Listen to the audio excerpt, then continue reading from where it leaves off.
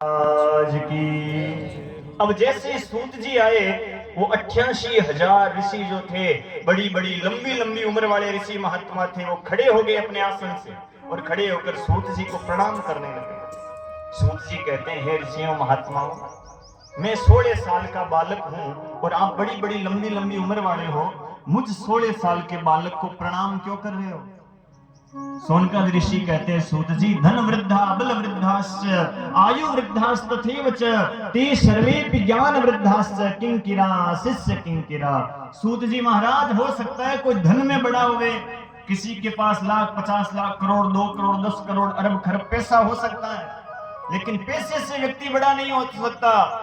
पैसे वाला हो सकता है, धन वृद्धा बल वृद्धाश्च, किसी के पास ताकत ज्यादा हो सकती है, पहलवान हो सकता है, कोई ताकत में बहुत पहलवान देखे होंगे आपने। धन वृद्धा बल वृद्धाश्च आयु वृद्धास्तथैव च, कोई कोई उम्र में बड़ा होता है, 80 साल का, 90 साल का, 100 साल का, लेकिन ते सर्वेपि ज्ञान वृद्धाश्च किंकिरा शिष्य किंकिरा। और शिष्य कहते हैं, सूत जी, जो ज्ञान में बड़ा होता है, चरित्र के अंदर संस्कार में बड़ा होता है, उसका हमेशा सत्कार करना चाहिए। और आप पुराणों के ज्ञाता हो सूत जी, आप हमें कोई ऐसी कथा सुनाओ, क्योंकि आगे कलयुग आने वाला है। 88,000 ऋषि कहते हैं कि आगे इतना भयंकर कलयुग आएगा कि लोग बेटे और पिता का जो संबंध होता है, उन संबंधों को भी भूल जाएंगे, भाई बहन के संबंध को भूल जाएंगे। अरे पिता पुत्र को आंख दिखाएगा, पुत्र पिता को वापस आंख दिखाएगा। इसीलिए आगे इतना भयंकर कलयुग आने वाला है। आप हमें कोई ऐसा उपाय बताओ जिस उपाय को करने से कलयुग हमारे घरों में प्रवेश नहीं करे, हमारी बुद्धि ठीक रहे, हम काल के गाल ना बने, क्योंकि कलयुग ने सबकी बुद्धि को खराब कर देनी है। इसलिए कोई ऐसा उपाय बताओ जिस उपाय को करने से कृष्ण प्राप्ति करम शाश्वत साधनम तद्वदाधुना। ऐसा कोई साधन बताओ जिस साधन को करने से गोविंद मिल जाए, भगवान मिल जाए। सूत जी कहते हैं कि हे ऋषियों, आपने प्रश्न बड़ा सुंदर पूछा है, और प्रश्न बढ़िया हुए तो उसका जवाब भी बढ़िया ही होता है। दो चीजों का हमेशा सूत जी कहते हैं जीवन में ध्यान रखना चाहिए। कौन सी दो चीजें? एक तो संतों का क्षण और दूसरा अन्न का कण। इन दो चीजों को जीवन में बर्बाद मत करो। संतों के पास जाओ, महात्माओं के पास जाओ, फालतू के प्रश्न मत पूछो। महाराज जी, धन थोड़ा कम ज्यादा है, पैसा आता तो है, टिकता नहीं है, क्या कोई उपाय बताओ? महाराज जी, गोडा घना दुखे हमारे, तो कोई उपाय बताओ। नहीं, गोडा ठीक हो जाए भाई, पुराना कोई पाप करियोड़ा है। अरे धन आएगा, ये आपके कर्मों के कारण आएगा। आपने हाथ से कुछ दिया है तो वापस आएगा, आपने जमा किया है तो बैंक में जाओगे तो मिल जाएगा, जमा ही नहीं किया है पहले का तो भाई मिलेगा कहां से? लेकिन ये संतों के पास, महात्माओं के पास फालतू प्रश्न मत करो। संतों के पास जाओ तो एक ही प्रश्न करो कि वो गोविंद कब मिलेगा, भगवान की भक्ति कैसे करें। मीराबाई ने प्रश्न किया था ना, मीराबाई ने एक ही प्रश्न किया, हो महाराजूना जोशी, राम जी मिलन कद होसी रे, महाराजूना जोशी, सांवरियो मिलन कद होसी रे। वो गोविंद, वो भगवान, वो परमात्मा, वो ईश्वर, वो नारायण कब मिलेगा? लेकिन आजकल महाराज सबसे ज्यादा इन दो ही चीजों की बर्बादी होती है, एक तो संतों के क्षण की और दूसरे अन्न के कण की। कहते हैं कि आप अन्न भी खाओ, उसका उपभोग करो, तो उसको बर्बाद मत करो। लेकिन आजकल कितनी बर्बादी होती है अन्न की। आजकल वो एक अंग्रेजों के देखा देखी सिस्टम चला है, खड़े खड़े खाने वाला, जूते चप्पल पहने पहने ही भोजन करते हैं। भाई सनातन धर्म में जन्म लिया है, मिनग जमारा मिला है, और मिनग जमारे में आकर के भी गधे के समान खड़े खड़े भोजन कर रहे हो। कुत्ते को पता नहीं है कि भाई बैठकर भोजन करना चाहिए या खड़ा खड़ा करना चाहिए। ऊंट को पता नहीं है, ऊंट खड़ा खड़ा ही भोजन करता है। और हम ऊंट योनि से मनुष्य में आए और मनुष्य योनि में आकर के ऊंट जैसा काम कर रहे हैं, खड़े खड़े भोजन कर रहे हैं। अच्छा, खड़ा खड़ा तो छोड़िए, कोई बात नहीं, छोटी बात है आजकल, लेकिन जितना भाया उतना खाया, बाकी का बचा हुआ कूड़े पात्र में, कचरे में फेंक देते हैं। रोटी ली, सब्जी ली, जितना भाया उतना खाया, बाकी का बचा हुआ कचरे में फेंक देते हैं। विचार कीजिए कितने अन्न की बर्बादी होती है। आज ये आयोजन भी हो रहा है तो भाई इसमें भी भोजन करें तो ध्यान रखें कि उतना ही ले, थाली में व्यर्थ न जाए नाली में। भाई अन्न का आप सम्मान कीजिए। एक समय आपको याद होगा, मैं कथाओं में कहा करता हूं, बुजुर्ग बैठे हैं पीछे जानते हैं, हमारे देश में एक 56वां काल पड़ा था, बूढ़े बुजुर्ग जानते हैं। उस 56वें काल में ऐसे हमारे बाप दादा कहते हैं कि गेहूं का जो दाना होता है वो आंखों से देखने को नहीं मिलता था, क्योंकि अन्न हुआ ही नहीं लोगों के खेतों के अंदर। तो हमारे बाप दादाओं ने, हमारी पीढ़ियों ने, पुरानी पीढ़ियों ने जो राजस्थान की तुलसी, जिसको खेजड़ी कहा जाता है, इस खेजड़ी के छोटे उतार उतार करके इन छोटों को गेहूं के साथ मिलाकर घट्टियों में पीस पीस करके उन खेजड़ी के छोटों की रोटियां बनाकर हमारे बाप दादाओं ने खाई है। तब हमारी ये पीढ़ी इस संसार में सांस लेने को आई है। आज हमारे पास अन्न कितना है तो हम उसका अपमान करने लग गए हैं। भाई अन्न ईश्वर का रूप है, अन्नो वे विष्णवे नमः। अन्न जो है हमारे शरीर को पोषण देता है, अन्न परमात्मा का रूप है, उसका आप अनादर मत कीजिए। संतों का क्षण और दूसरा अन्न का कण। संकल्प लेवें कि भाई दोबारा लें, 4 बार लें, 5 बार लें, लेकिन अन्न को कभी भी व्यर्थ गंवाए नहीं। इसका बड़ा भारी दोष लगता है। सूत जी कहते हैं, आपने प्रश्न बड़ा अच्छा पूछा है कि भगवान कैसे मिले। मैं आपको ऐसी कथा सुनाऊंगा जिस कथा को तो कभी कभी देवताओं को भी सुनने को नहीं मिलती। सूत जी कहते हैं, ऐसी कौन सी कथा? सोनकद ऋषि कहते हैं, देवताओं को भी सुनने को नहीं मिलती। सूत जी कहते हैं, ऋषियों ध्यान से सुनना। एक बार की बात है, राजा परीक्षित को जब 7 दिन में मरने का श्राप लगा था ना, तो परीक्षित गंगा के किनारे चला गया और सुखदेव जी महाराज भागवत कथा सुनाने के लिए राजा परीक्षित के पास आए। अब ये बात पूरे देवताओं को पता चली कि भाई सुखदेव जी राजा परीक्षित को भागवत की कथा सुना रहे। देवता जितने भी स्वर्ग में रहते ना, सूरज जी, चंद्र जी, इंद्र जी, यम जी, वरुण जी, कुबेर जी, वो सारे जी अमृत का कलश लेकर के स्वर्ग से और धरती पर आए और सुखदेव जी से कहा, महाराज राजा परीक्षित को 7 दिन में मरने का श्राप लगा, एक काम कीजिए, राजा परीक्षित को आप ये स्वर्ग वाला अमृत पिला दीजिए और अमृत के बदले में भागवत वाला अमृत जो है वो हमें पिला दीजिए। क्या कहते हैं देवता? ध्यान देना भाई कि ये भागवत वाला अमृत तो हमें पिला दीजिए और भागवत के बदले में स्वर्ग वाला अमृत राजा परीक्षित को पिला दीजिए, जिससे सर्प डसेगा तो भी राजा परीक्षित मरेगा नहीं, अमर हो जाएगा। सुखदेव जी राजा परीक्षित से कहते हैं, वाह रे भाई राजा परीक्षित, तू बड़ा भाग्यवान है। परीक्षित कहता है, भाग्यवान कैसे हुआ? सुखदेव जी कहते हैं, भाग्यवान ऐसे हुआ क्योंकि तेरे पास 2 अमृत आए हैं। एक तो स्वर्ग से देवता लेकर आए हैं ये अमृत, और दूसरा मैं तुझे ये भागवत रूपी अमृत पिलाने के लिए आया। अब तुम बता भाई, कौन सा अमृत पीना चाहता है, कौन सा अमृत छोड़ना चाहता है? राजा परीक्षित कहता है, महाराज छोड़ूं वही जो घाटा देवे और पकड़ूं वही जो नफा देवे, फायदा देवे। स्वर्ग वाले अमृत से क्या होगा और भागवत वाले अमृत से क्या होगा?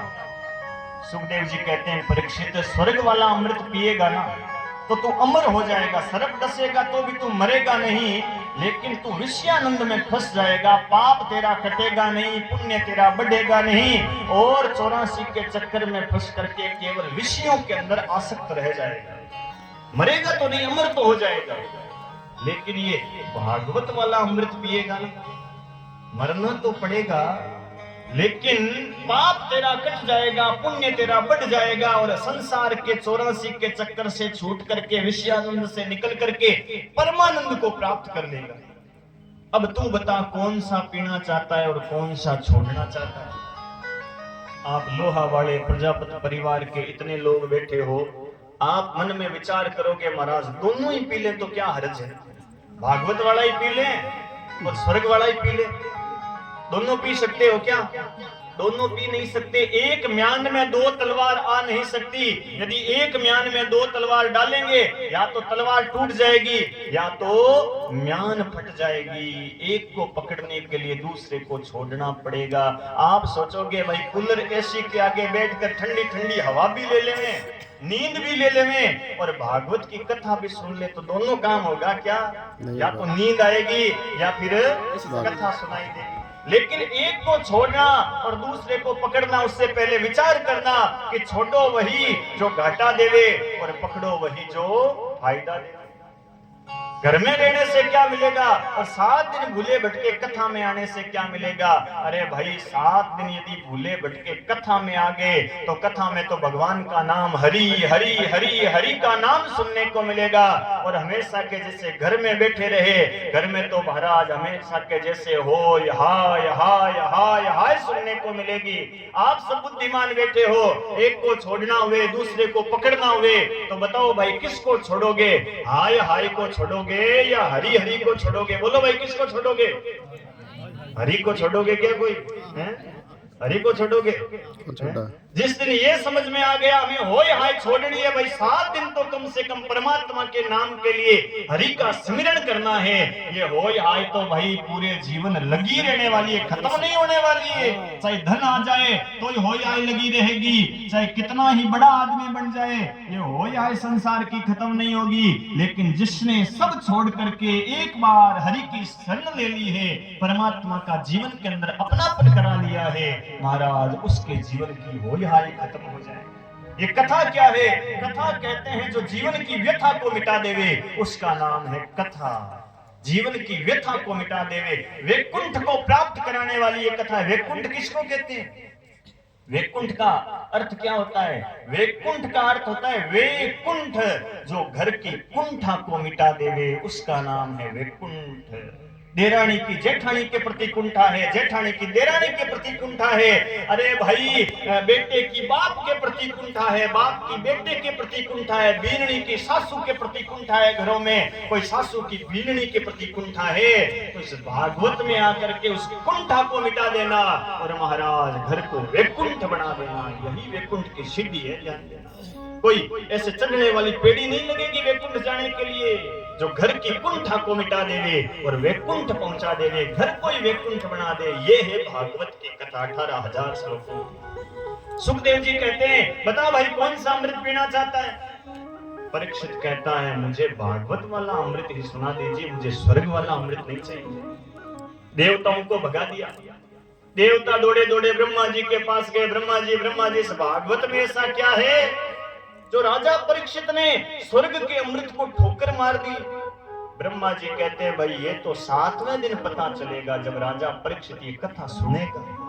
और 7 दिन की कथा सुनी, 7वें दिन महाराज विमान आया ऊपर से वैकुंठ से और राजा परीक्षित दिव्य रूप धारण करके उस विमान में बैठ करके परमात्मा के धाम को चला गया।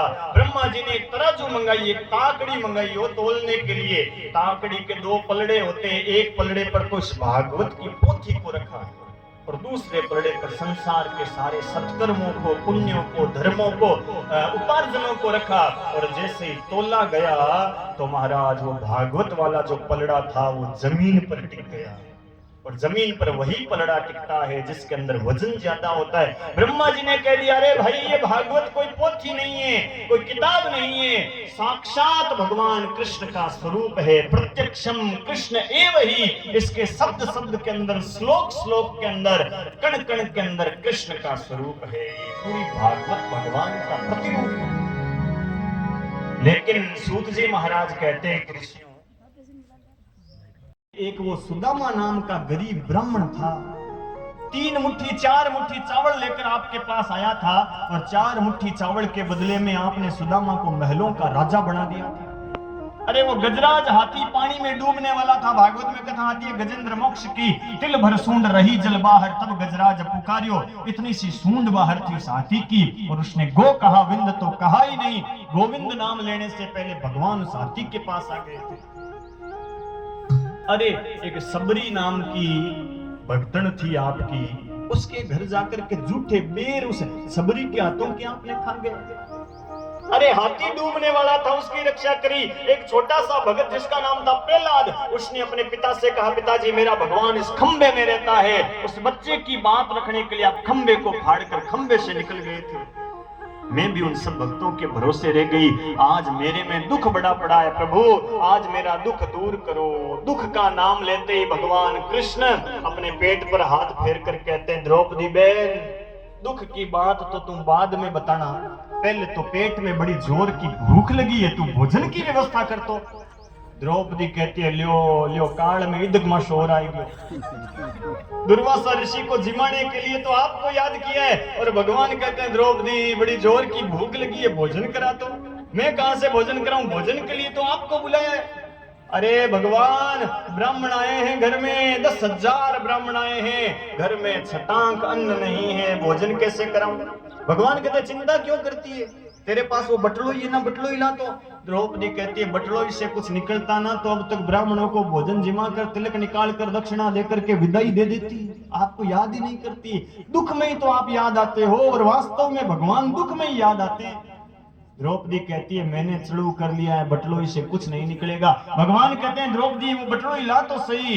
द्रौपदी बटलोई लेकर के आई, उस बटलोई के अंदर एक पालक की सब्जी का एक पत्ता लगा हुआ था। भगवान कृष्ण ने वो पालक का पत्ता हाथ में लिया और महाराज जल लेकर के उस पालक के पत्ते को आचमन कर लिया और आचमन करके भगवान कहते हैं लोकस्त्रय तृप्यंताम, इस पालक के एक पत्ते से तीनों लोग तृप्त हो जाएं। जैसे ही वो पालक का पत्ता भगवान के पेट में गया है, वो चेले कहते हैं गुरुजी पेट में तो एक ग्रास की भी जगह नहीं।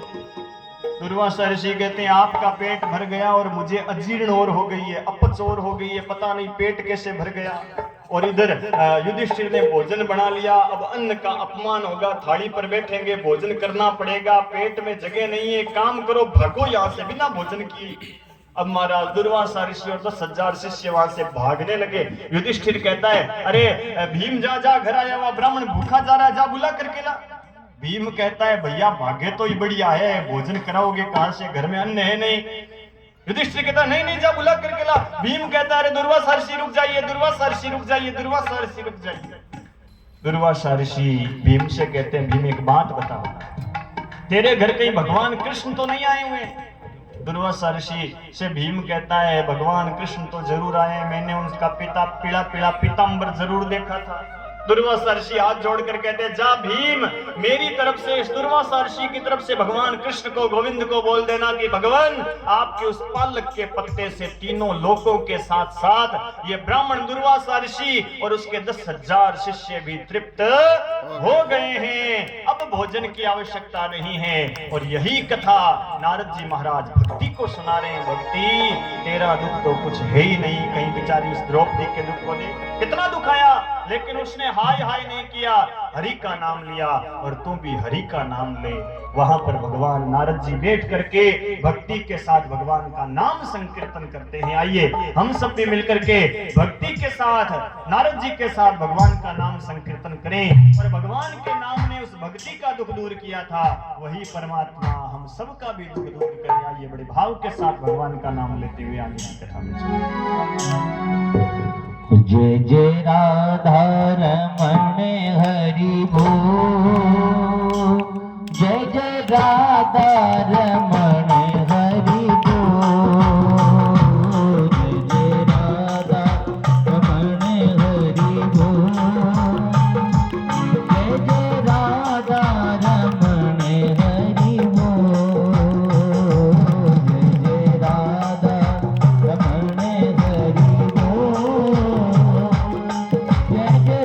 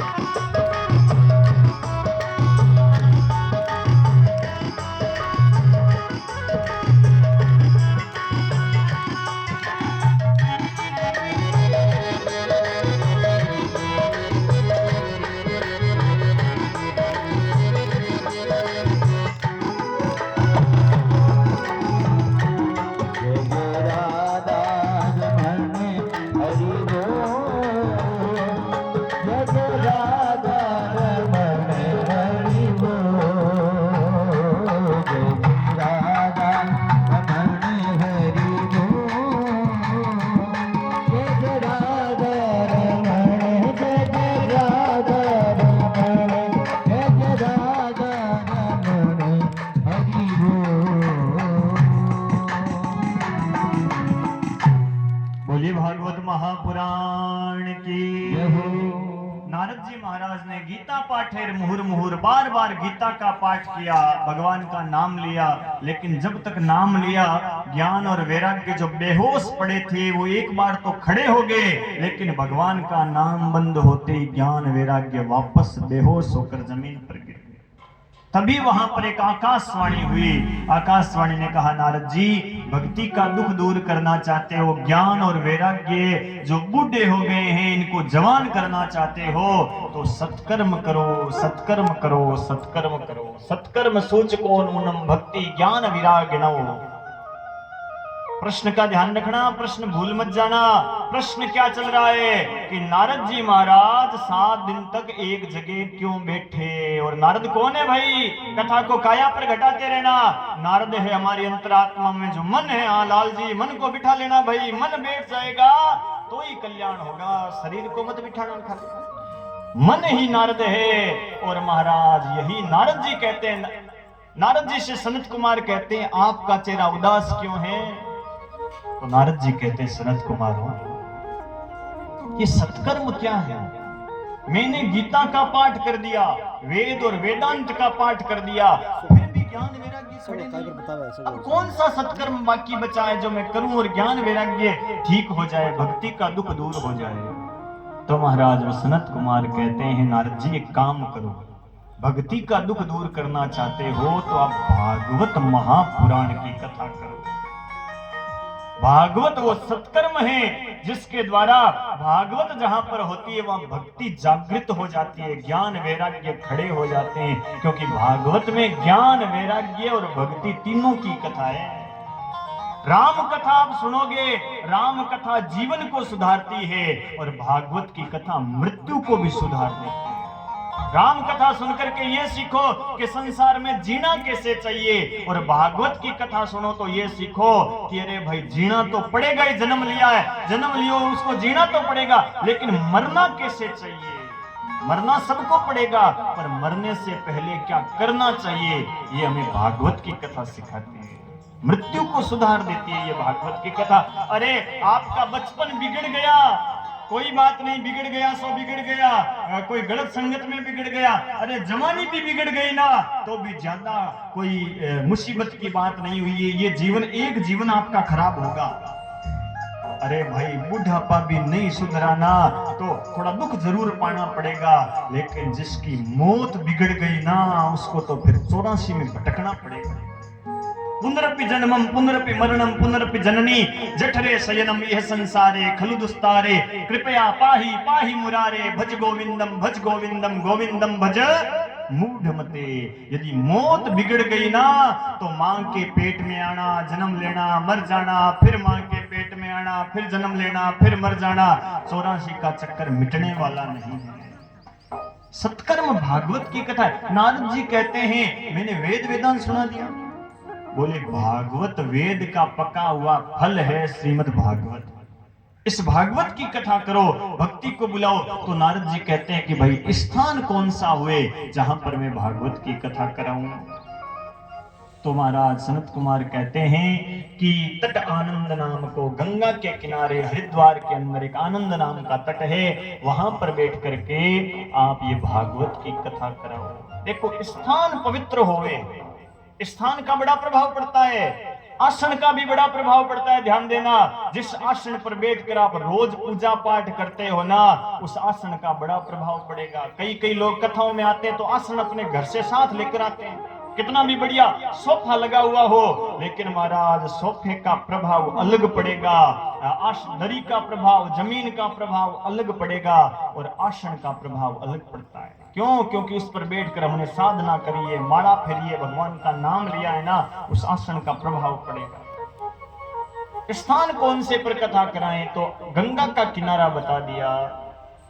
जैसे ये बालाजी सदन के अंदर इस स्थान के ऊपर महाराज इसको पवित्र किया गया है स्थान को, और देखो पवित्र तो कैसे किया है, भगवान की कृपा ऐसी हुई, कथा प्रारंभ होने से पहले भगवान ने महाराज अमृत की छांट बरसा दी, पानी की बूंदे अपने आप ही ऐसे बरसा दी, क्योंकि जिसका संकल्प सत्य होता है उसका स्थान भी सत्य हो जाता है। भगवान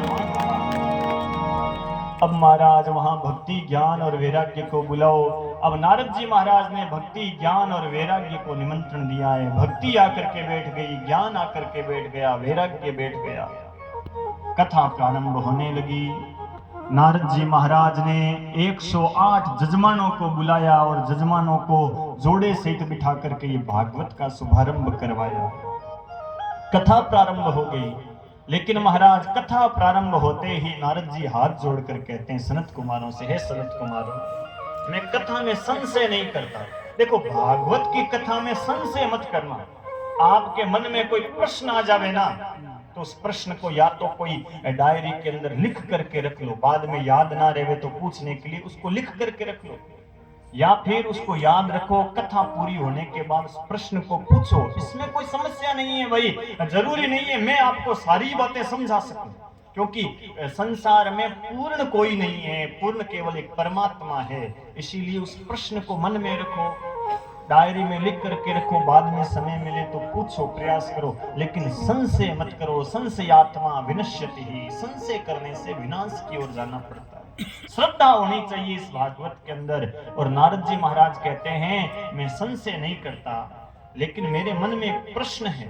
बोले क्या प्रश्न है? नारद जी महाराज कहते हैं कि सनत कुमारों, मैंने सुना है कि ये भागवत कोई पुण्यात्मा व्यक्ति का कल्याण तो करती है, लेकिन यदि कोई पापी आदमी हुए, जीवन भर जिसने पाप किया हो, अभक्ष्य भक्षण किया हो, चौष्य चोषण किया हो, मांस मदिरा का सेवन किया हो, शराब पिया हो, झूठ बोला हो, लड़ाई झगड़ा किया हो, क्या भाई ऐसे आदमी का भी ये भागवत कल्याण करती है क्या? या खाली कोई धर्मात्मा हुए, कोई पुण्यात्मा हुए, माता पिता की सेवा करने वाले हुए, उनका ही कल्याण करती है?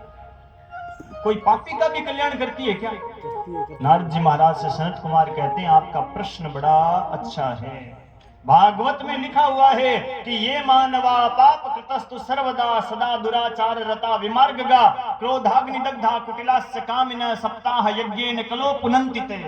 ये भागवत का श्लोक है कि जो व्यक्ति जीवन भर पाप के मार्ग पर चलता है, अभक्ष्य भक्षण करता है, चौष्य चोषण करता है, मांस मदिरा का सेवन करता है, पापाचारी है, दुराचारी है, भ्रष्टाचारी है, अनाचारी है, जीवन भर पाप किया हो, माता पिता से झगड़ा किया हो, लड़ाई किया हो, पराये का धन हरण कर लिया हो, झूठ बोला हो, रिश्वत ली हो, चुगली करी हो, निंदा की हो, माता पिता से लड़ाई करी हो, डंडे से मार भी दिया हो, और यदि जीवन भर पाप न करने वाले पाप किए हो और पाप करते करते करते ऐसा व्यक्ति मर भी जावे और उसके निमित्त उसके पीछे भी भागवत की कथा कराई जावे ना, तो पापियों को पाप से है तारती। ये भागवत का पहला उपाय है, पहला लक्षण है भागवत का। पापी से पापी का भी ये भागवत कल्याण कर देती है। एक महाराज मैं एक बार कहीं कथा कर रहा था नागौर के, बड़े भाव से दर्शन कीजिए।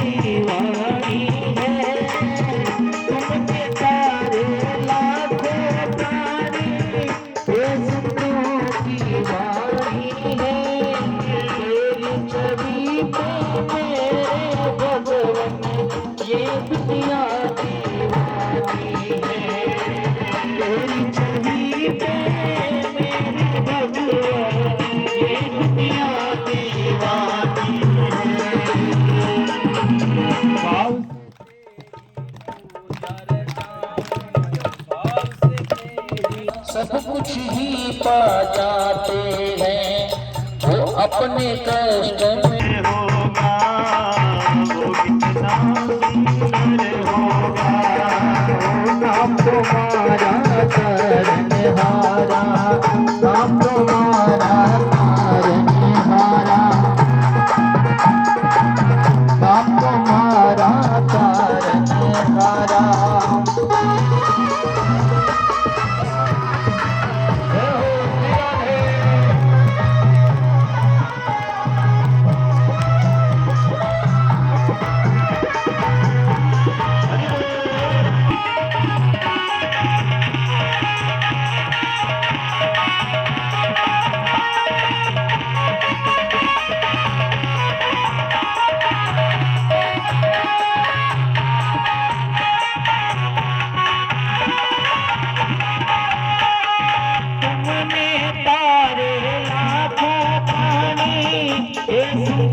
की वाणी है, तुमने तारे लाखों पानी, ये संतों की वाणी है।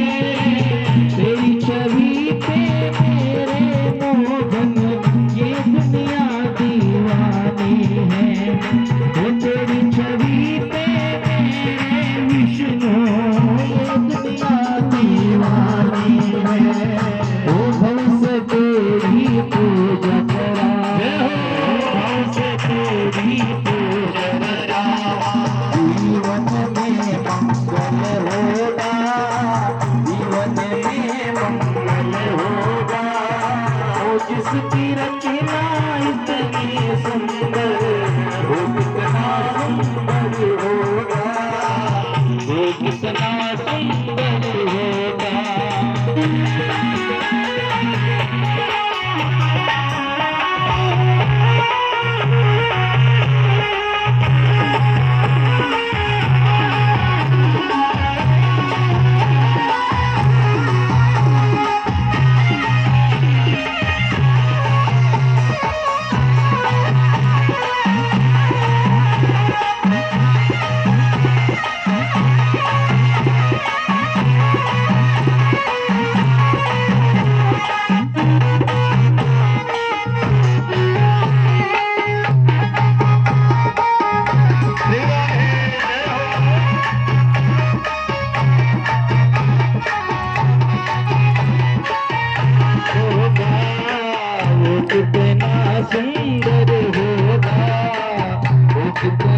सुंदर होगा। बोलिए भागवत महापुराण की, विष्णु भगवान की। भगवान प्रकट महाराज भगवान कहने लगे, मांगो भक्तों क्या मांगना चाहते हो। तो भक्त कहते हैं, भगवान एक ही वरदान दे दो, जहां भी आपकी कथा हुए वहां आप किसी ना किसी रूप में एक दिन 7 दिनों में दर्शन देने जरूर आ जाना। तो भाई 7 दिनों की कथा में भगवान किसी ना किसी रूप में दर्शन देने जरूर आते हैं। और झांकी के रूप में पहले दिन हमने भगवान का दर्शन किया है। भगवान का दर्शन करते हुए इस कथा का श्रवण करने जा रहे हैं। भाई भगवान चाहे किसी बूढ़े के रूप में आवे, बच्चे के रूप में आवे, ब्राह्मण के रूप में आवे, संत के रूप में आवे, किसी की भेष में आ सकते हैं। और ना जाने किस रूप में नारायण मिल जाए, क्या पता 7 दिनों में हमें कौन से रूप में नारायण मिल जाए। तो भाई सबकी सेवा करते हुए, सबसे प्रेम करते हुए 7 दिनों तक हमें इस कथा का आनंद लेना है। आज तो महात्म्य की कथा थी, हमने संक्षिप्त में ये कथा कही है। और कल से 12 बजे से लेकर के 4 बजे तक ये कथा चलेगी। और रात्रिकालीन सत्र में ठाकुर जी की इच्छा से बड़ा सुंदर सत्संग और नानी बाई का मायरा होगा। आज तो भाई भगवान की इच्छा से घंटा आधी घंटे का सत्संग होगा। और फिर कल से 8 बजे से लेकर 10 बजे तक सत्संग और बड़ा सुंदर मारवाड़ी भाषा में नानी बाई का मायरा हम श्रवण करेंगे।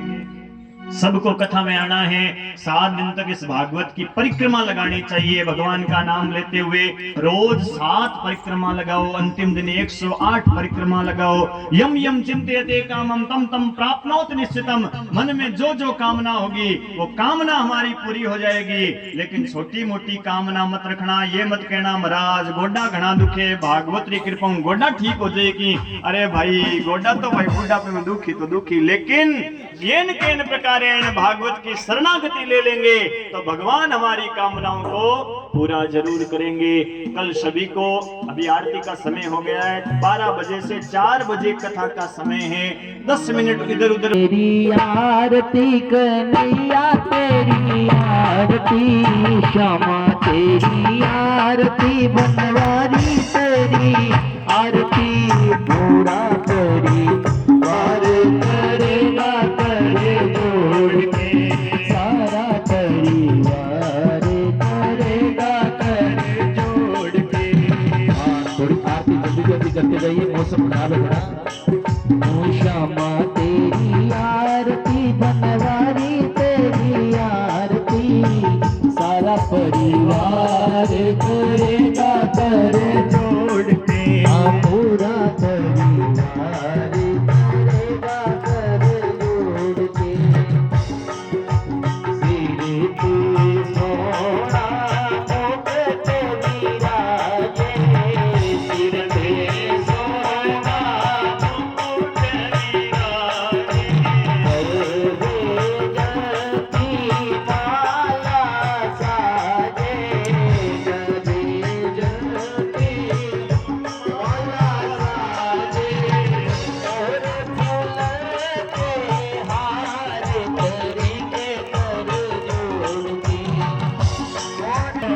जोड़ के श्यामा तेरी आरती बनवारी तेरी आरती श्यामा तेरी आरती बनवारी तेरी आरती सारा परिवार करेगा करे जोड़ के पूरा परिवार करेगा करे जोड़ के।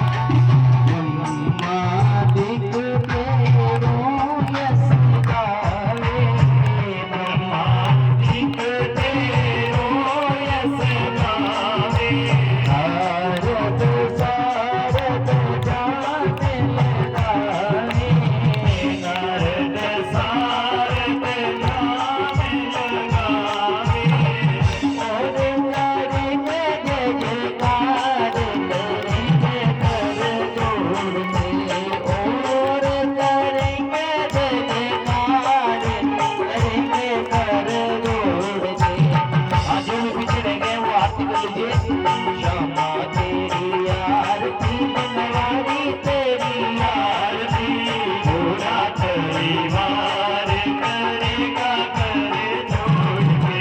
सारा परिवार करेगा करे जोड़ के। श्यामा तेरी